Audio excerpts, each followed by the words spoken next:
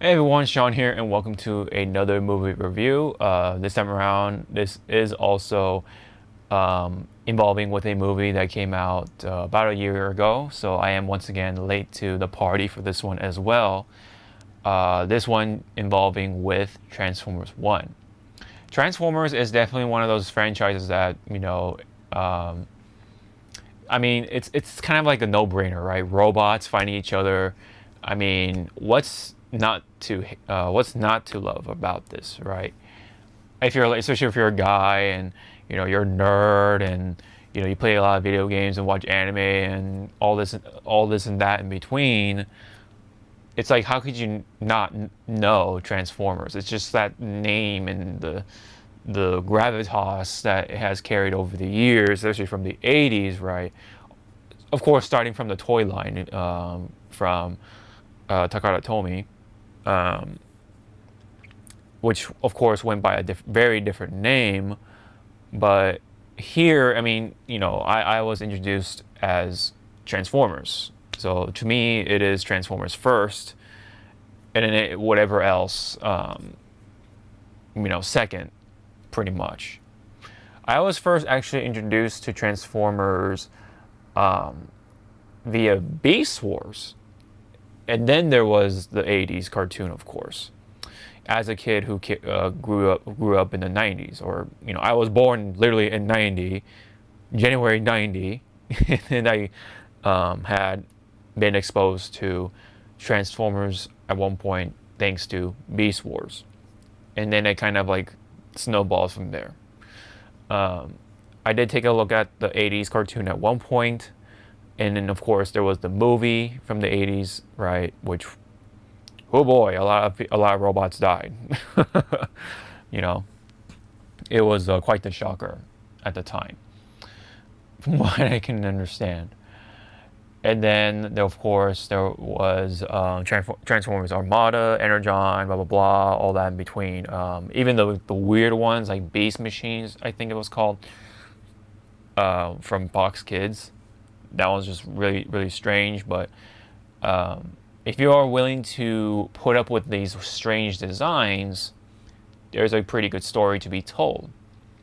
And I think this was a tale of that. I think this was a kind of a case with that. It kind of parallels with that, with the weird, so these odd designs for these characters in Transformers One. These designs, it definitely, I think, still at this point, are not my favorites. Although I think Megatron slash D16 did come out pretty good, especially by the end. But when it comes to someone like Optimus Prime slash Orion Pax, characters like him, including, of course, there's B or Bumblebee, pretty much. I wasn't really entirely in love with these designs as a whole overall. And I get that they're supposed to be like super kid friendly. I think it kind of rides off of Transformers Prime, which actually that was a really good one in my opinion. Again, if you can look past some of the designs, including the humans, right? But there is a really good story to tell in that one as well. And I actually need to catch up on that on Prime. I kind of like stopped at one point. I got distracted, and because they didn't air any more episodes after that. But I think there's still at least more. But anyway, um, this one unfortunately though did not land all its punches entirely, and I think largely was thanks to the initial marketing, and of course I think the lack thereof. I think the marketing did a pretty poor job of setting up this movie. All it did was kind of like do the minimum, and a lot of people thought, oh, it's just a kids movie. It's just gonna be just hogwash, nothing to be writing home about, especially with the designs, the initial reveal of the voicing behind these characters, including Chris Hemsworth as Orion Pax, and then you had Brian Tyree Henry. At least to me anyway, was relatively like kind of like unknown, right? At least I didn't recognize this person up to this point. But then you have, of course, you had Scarlett Johansson. So people, kind of like couldn't help but roll their eyes, including myself, because it's still kind of like still strong with the Marvel fatigue around, and with the quality of the MCU stuff as of recent times. It kind of had that sort of fatigue kind of trailing around in this around this movie, I should say. So I think anyway, it was natural to kind of just like, oh, be a little let down and stuff like that, especially with the absence of veteran voice actors such as Peter Cullen and Frank Welker, even people like Gary Chalk, and of course David Kaye. Which, by the way, I think personally, David Kaye is my favorite voice actor behind Megatron. I just love his take on Megatron. The whole yes, I just cannot help it. As someone who was exposed to Beast Wars Megatron first, and then the classics and beyond that. But anyway, so yes, the casting was a little weird. I mean, even there were really random ones, although kind of cool, which is Lawrence Fishburne. But I didn't even know Steve Buscemi actually voiced Starscream. I couldn't even tell. I didn't even like think that it was Buscemi until after the fact, which is actually kind of cool. But at the same time, like, I'm a little weirded out by this casting a little more because of that. But hey, I'm not gonna complain beyond that. And then of course, Keegan Michael Key, again another kind of like that sort of celebrity where often gets casted into these projects. I mean, at this point, if someone like Seth Rogen was thrown into here, it's kind of like that sort of eye-rolling experience even more because of these sort of celebrity safe picks. So all that factored into this movie not performing well, I think, anyway. So unfortunately, it did not perform as well as I think it deserved. And I say that because this telling of the Cybertronian War, right? At least the prelude, anyway. This was, an origin story between D16 and Orion Pax.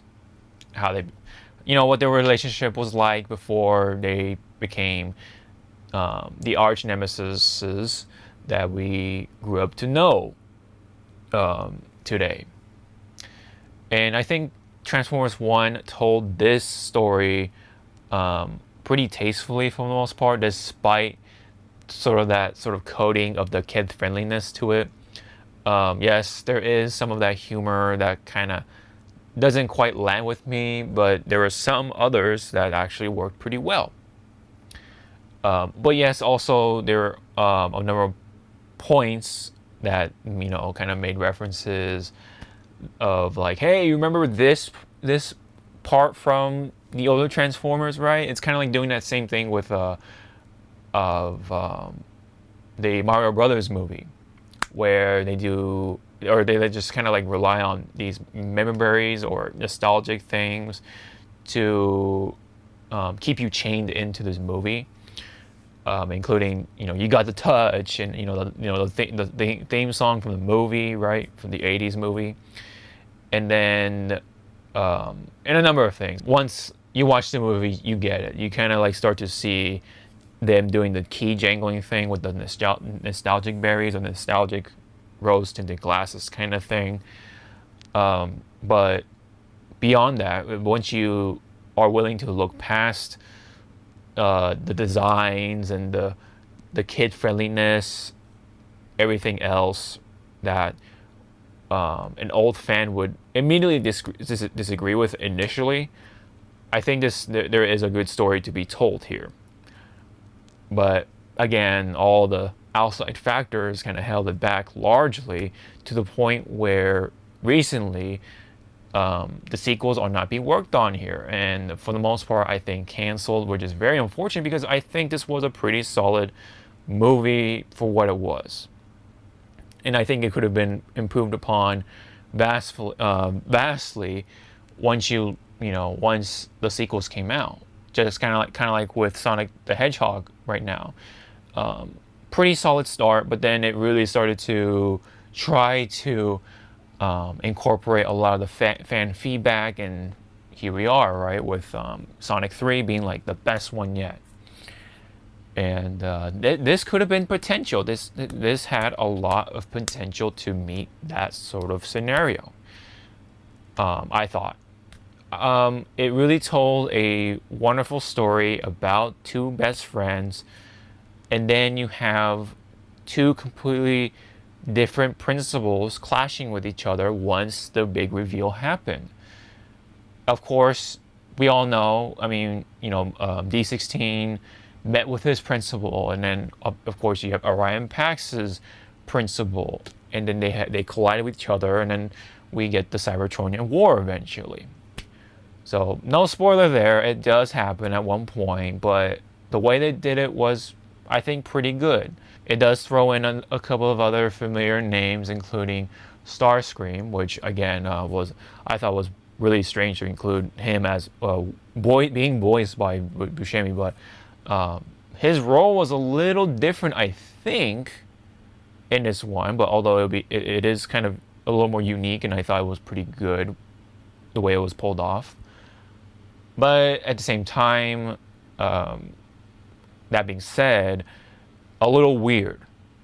Once you watch the movie, maybe you understand where I'm coming from. Otherwise, you have Soundwave, you do have Shockwave, kind of being more or less the same-ish, but you have use of like the High Guard, right, with a lot of the flying jet transformers being this like once elite guard of the primes, right? And then, yes, and of course, speaking of which, they included the primes, the 13 primes, I think, which is a reoccurring thing. But and then of course you have Sentinel Prime, I think, right? Making an appearance in here. There's a number of also familiar faces, but they're not really included, sadly, for the most part, like Jazz. And I think Ironhide was in here at one point, Sideswipe, and even RC. Which I initially thought Alita 1 was a precursor to RC, but Alita is a whole separate robot, or character, excuse me. And then, because there's RC later on in the movie, I think. Which I'm like, wait a minute, But Alita is a separate character, and I think Alita, not entirely new either. I think she's the one who actually falls in love with Optimus Prime, at least a little more than someone like RC. So I thought, the main cast, which is comprising of Orion Pax, D16, B, and Alita, was pretty good. It was alright, I think, at most.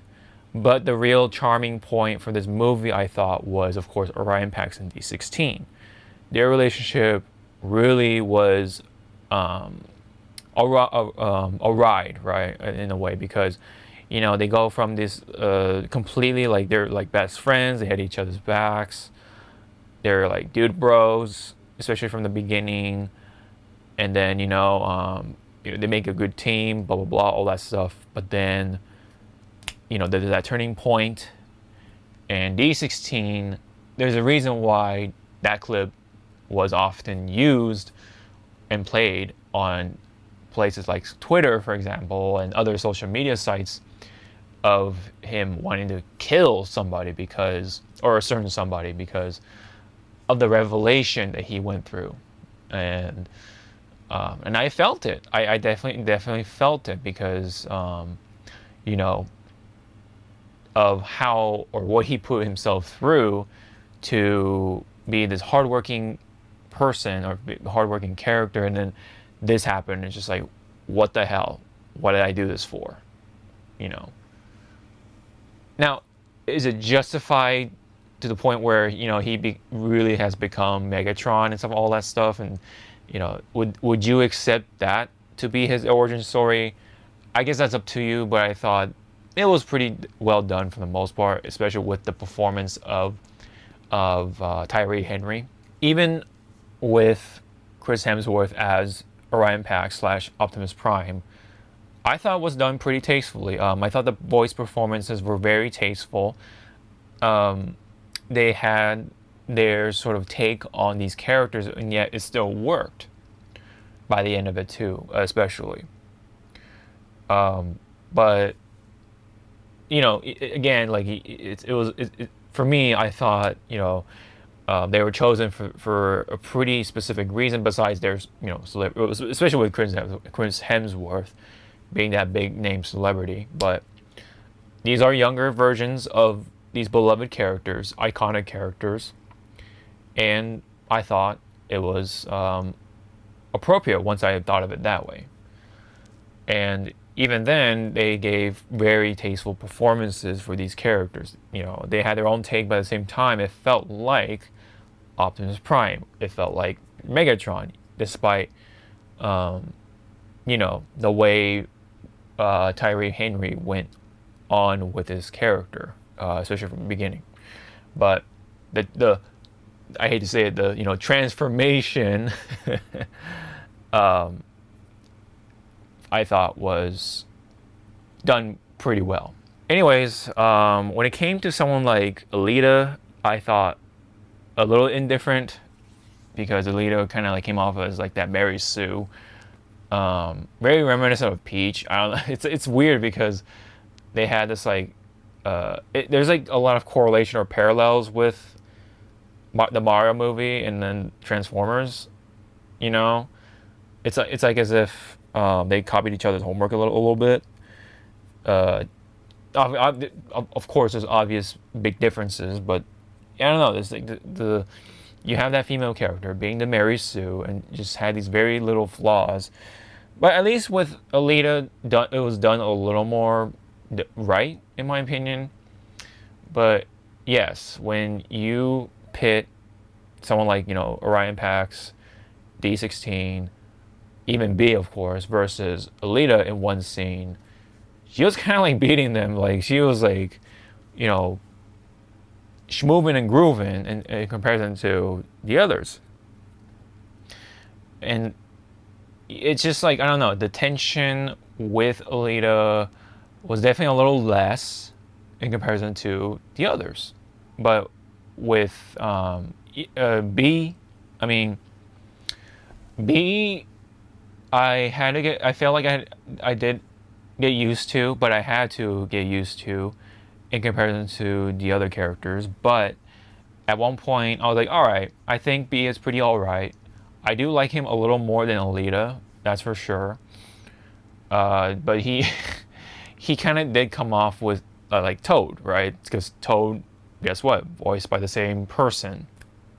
And kind of having similar vibes with the tropes and everything, so could not help it. But yeah, the knife hands was pretty funny from the trailer, and all the other stuff like, oh, I got a battle mask, yeah, all that stuff.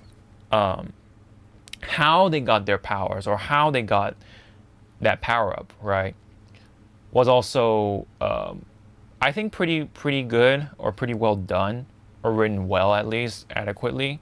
And it seems a little pretty believable. And then there was one other twist, or sort of that unique twist for this movie, involving with the empty space in their chest. And for those who watched it, it's pretty obvious, right? But even when you don't watch it and you just kind of like look at it from the outside in, it could be obvious for a number of you, right? Of what's going on with their empty space in their chest. But I thought it was pretty unique. And of course you have the quintessence, I think they're called in this movie. It's like the another race of alien robots. They're like much less vocal, like they didn't really talk, but they somehow were able to communicate their things to certain people. When it came to other familiar faces, overall, there was Arachnid, which I thought was pretty cool because it's reminiscent of Trip Beast Wars. Of course, I think I mentioned Soundwave and Shockwave, right? RC was there, I think, right? Which I thought RC was supposed to be Alita, but Alita is like a different character, blah blah blah. Yeah, I mean, you could see like Jazz and a couple of other characters from your classics, right? I think Ratchet was there too, if I'm not mistaken, but they don't really do much. So yeah, the writing was on the wall though. If you have watched enough movies, like you kind of see it a mile away, but it still was pretty good. Like despite knowing what was going to happen, but it was still done tastefully. I know I said that word like a million times now, but that's really the word here. It was done well, I thought, and by the end of it, it then rounded off and leveled off to like this, open-ended sort of nature of what could happen. Right? Is this where the Autobots and the Decepticons, start finding it out? I thought the Decepticon name origin was a little dumb. I will say that much. But we are the deception. So I don't know. I thought that was kind of like very cheesy, but okay, whatever. But all in all, I thought this was a really fun movie. It was pretty solid, despite all the kid friendliness thrown into there. With some of the humor, the designs. It's just sad because I don't know. Hasbro just doesn't know what they're doing, especially with Transformers. Unfortunately, God, Transformers is such a cool franchise, but it hasn't really taken off in a number of areas. Because their wings are just not well spread thanks to Hasbro. Hasbro has kind of just also been dropping the ball in a number of other places too, including Nerf, from what I've heard. Like they just been not on top of the game with Nerf, which is a whole nother story. But yeah. Anyways, I think at this point I don't really need to talk about spoilers, especially with Sentinel Prime. But overall, I just wanted to say again, it was a really pretty well told story.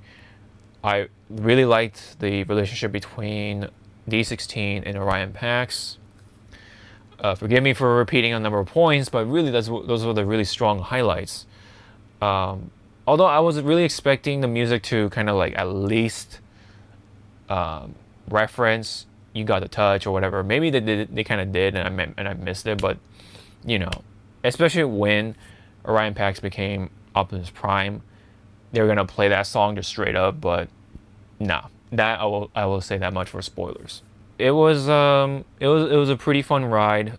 Again, it's very unfortunate that it did not perform well in the box office. I do remember one of the fan accounts on Twitter was like really pushing this movie, and it did better because of that. I think anyway, which is I thought pretty funny.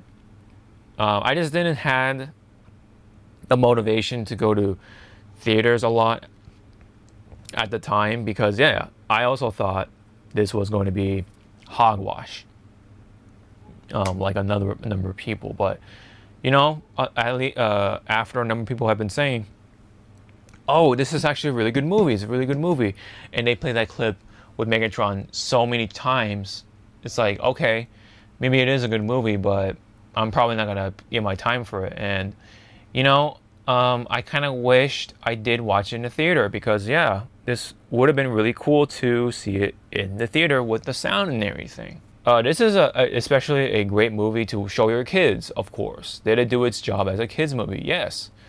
Did it have mature themes in it? Yes. Death. Death is to be had in this movie. Kind of like with Transformers. Although, I mean, not as much people died or whatever, but you get what I mean. But, again, it's just so unfortunate that they dropped the ball here. That this is a one-stop shop. Ironic to say, because Transformers won, unfortunately. But for what it is, pretty good. I think it was worth my time. You know what? Maybe at one point I might watch it again, because there are a lot of like cool little moments that I liked. Maybe not right now, but either way, with that all said, I think I'm gonna give this actually a solid 8 out of 10. The designs could have been better. Some of the musical cues could have been better. Yes, they said the lines. Yes, they did the thing. Oh yeah, the thing has been said. Despite all of that, that weird coating of paint, once you go inside the ride, it is fun. It is a pretty engaging story. Orion Pax and D16, their relationship was the charm of this movie, I thought. And the voice casting, despite the picks, they perform their roles, I think tastefully. So all that being said, of course, again, 8 out of 10. I liked it for what it was. And that's that. So if anyone has any similar comments or any disagreements, I would be glad to hear them. If it was the movie for you, that's what I really wanted to know. And did you wish for more of this line of Transformers? Yeah, because I don't see the toys at all. I don't think I see the toys for this movie line anyway, unfortunately. I don't think they exist, right?